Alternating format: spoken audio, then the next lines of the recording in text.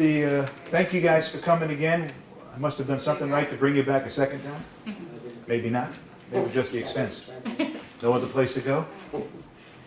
What we're going to do today is what I believe to be the most important part of any business and any salesperson, and that's building your strategies, building your goals, and managing your time to allow you to reach it. It's imperative that you take this real serious because this is one of the major reasons people fail. People fail because they don't track their goals. How many people have goals right now? How many write it down? Write it down with measurements and time. You have it written down? And you go back to very congratulations.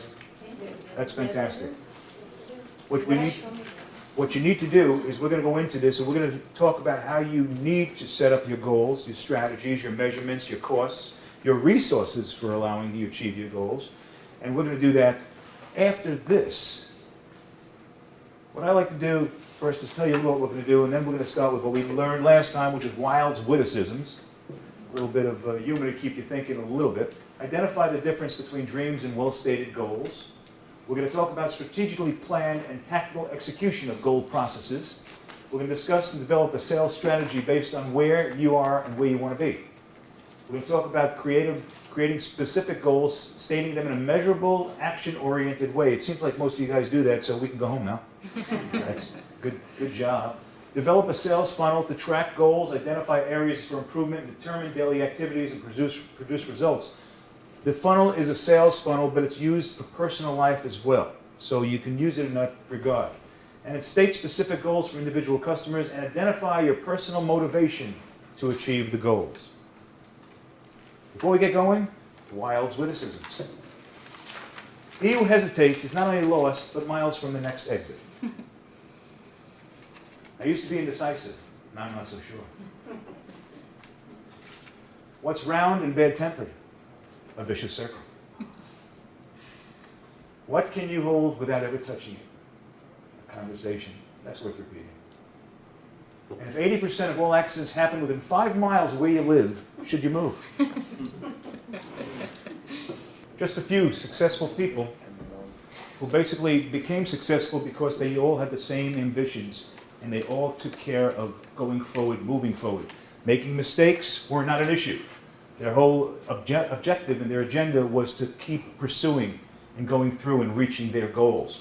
Those people, very successful people. The rest of us can still be that same way. We can be striving for success. We just have to take the same format and be able to deliver the same message. What we're trying to do is we're trying to figure out about goals, if they really work. Yale University did a survey on their graduating class 20 years ago. And they took, they figured 3% of the students had written their goals out. Well, consequently, 20 years later, only 3% actually achieved more wealth and success. The goals work. They established a direction for people to become successful.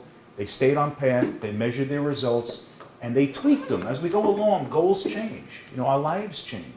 But as long as you stay focused, you still end up where you like to be. Strategy.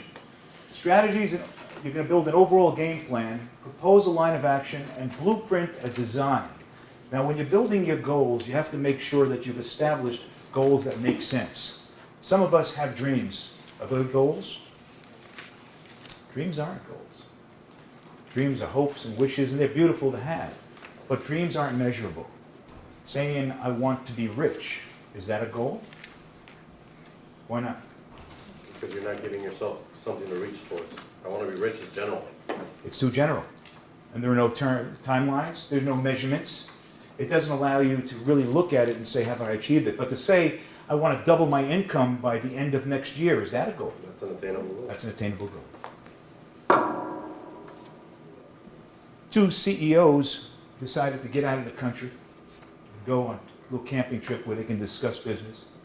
And they were sitting across the campfire when all of a sudden one says, look, there's a bear. And there are 2 cubs. And quickly, the other one freaks out, gets up, and starts to run. Well, the first one starts putting on a pair of sneakers. And he turns to the other guy and he says, what are you putting on sneakers for? You can't outrun a bear. And he turns to his friend and says, I don't need to outrun the bear. I only have to outrun you. Well, that's the CEO who had a strategy. He basically understood what he had to do and had his tools to make sure he achieved it. That's barely strategic. Question. What recent goals have you failed to accomplish? And I'm going to write those down if I can. What recent goals have you failed to accomplish? We'll start over here. What do you think? Don't be afraid to say, no, I got them all. Oh, I don't know. How about business? How about retirement? Anybody solid with their retirement today? Have you established a game plan for your retirement, your income? Does anybody have something here, or we're all waiting for Lotto? Yeah. We're waiting for Lotto, right? I know I'm waiting for Lotto. My wife promised me, so I don't work hard anymore, because she promised me I'm gonna hit Lotto. You know, so, of course, she hit last week $3, and I'm still here speaking, so you understand why. Let's give me some ideas of why we've failed to accomplish our goals. Anybody? Distractions? Distractions? Okay. Ross? Pressing ourselves too. Go ahead. No planning. Planning? Lack of planning? Acquiring more information. Information? Not enough information? Procrastination. Procrastination? Anybody else? Anybody who feels personally responsible for the next one I'm going to write on the board? Accountability. Accountability. That's personal accountability, because that's important for all of us, to be accountable for our goals, to be accountable for where we stand in life. Is everybody happy where they are in life? Are we retired yet? Do we have enough wealth? Do we have enough money? Does everybody feel successful? And success is relative. Success is, you can feel successful because you have a great family and you're happy with your family. Have they gone to school? Are you able to provide the best education for them? Do you want to have houses? You want your children to be in the best houses? Are we in a position today where we can afford to deliver success to ourselves by saying we're ready to retire, we're in a position where we don't have to work hard anymore? No, we're not. And most of the reason for that is we do something called that vicious circle that we spoke about before. We ride our lives in a vicious circle. We go to work in the morning, we do a hard job, a good job. We come home at the end of the week or 2 weeks, we get our paycheck. And then we start all over again. And what we haven't done is analyze where we are, if we've come further with our goals over the last 2 weeks. We just go into the motion of doing over and over again the same action. So what you need to do is you got to get real tight on your goals. Measure your goals constantly. Some people say I set small goals to reach larger goals. Well, that's great, but you need to manage your smaller goals and make sure your goals are on track. If not, we'll change them. Why did you fail at not reaching your goals? It's the same answer. Because you were distracted, lack of planning, not enough information to make intelligent business decisions, procrastination, and you didn't take accountability for your day, your week, your life, your family. We're all struggling today. We're struggling emotionally, we're struggling economically, we're struggling physically, we're all struggling. But the people who basically aren't struggling as much, those who have the focus, stay on focus and stay on track. And some of them change. I mean, we've all worked out in our lives, haven't we? And then at different times during the year, we find ourselves about 20 pounds overweight. And we say, wow, I got to work out again. Here we go again. There's that vicious cycle once more. We work a job. We're sitting at the top of the world. We get a raise. 3 months later, we're being terminated. Again, where are we? Sitting on top of the world. And it changes dramatically. Life does that to us. But if we stay focused on what we're looking to achieve in the biggest picture, those consequences do not have real bearing on us achieving our goals. And that's what we have to keep focused on. Tactics. Tactics are specific actions used to implement a strategy. We build goals. Do we have strategies for reaching our goals? How many of us have strategies for reaching the goals? You have strategies. So you have a plan that's laid out for you with measurements. There's one other thing that people don't pay attention when they figure out goals, and we're going to talk about that, and that's resources and costs. Costs of reaching those goals. For instance, I want to retire. I want to retire in 3 years. So I tell my wife, you're not going to see me for the next 3 years. I'm working overtime. I'm busting my backside to make sure that we can have a great retirement life. So the cost, not dollars, not money, but the cost is my time. Maybe the time not being with your kids for a couple of years, to make extra money, working a second job so you could give them that better education. These are things that we make choices on, but those are the costs of establishing our strategies to reach our goals.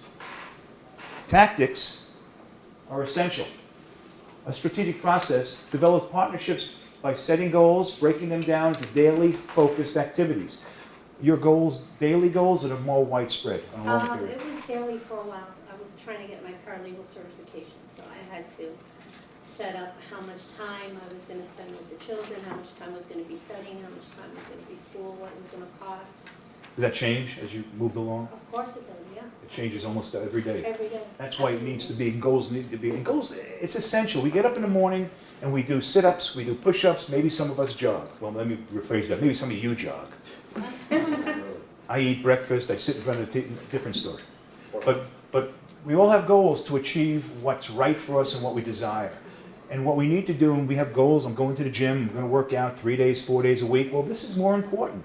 But that's part of your goals. Because to get yourself, your mind, and your body physically fit is essential to become in a position of success in your business.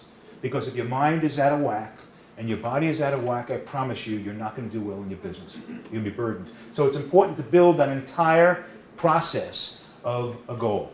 And that's on small, every day. You get up in the morning, you eat right, you do a little bit of exercise, maybe you read. I've learned that if you read a half hour every day, or listen to a tape, or watch a show on your craft or on your business, you will double your income. It's been proven. You will double your income. That knowledge, which we spoke about here, information, is so essential to you becoming more successful that if you spend just a little bit of your time, a half of an hour a day, in the morning, we drive to work, instead of listening to music, we throw in a CD. It's a little extra effort, but I promise you, you will succeed. You will become more successful and make more money by doing that. And that's worth trying. Try that. And I'll take 10% management fee next year when you start making more money. You're gonna give us the CD or the tape? Or? I do have some recommendations. No excuses. I have that whole set. But, learn knowledge, even picking up your craft, learning about your craft, understanding about the industry you're in, learning about the competition, learning new ideas which you can relate to the next person you talk to and exchange why they think we're so smart, but yet we learned that from somebody else. Nobody creates information. All we do is pass it around.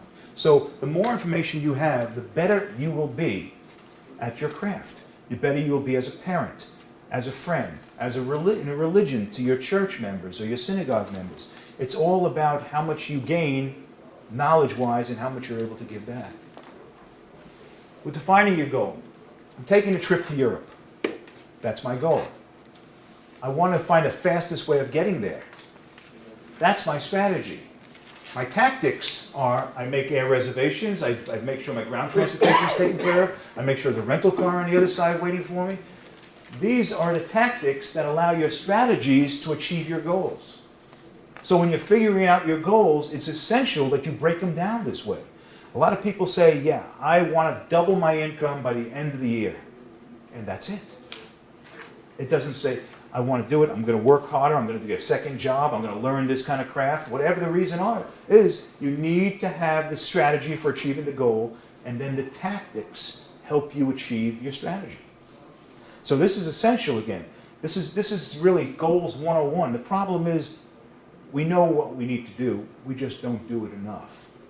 So we need to revisit this. The greatest visionaries failed without a definite plan.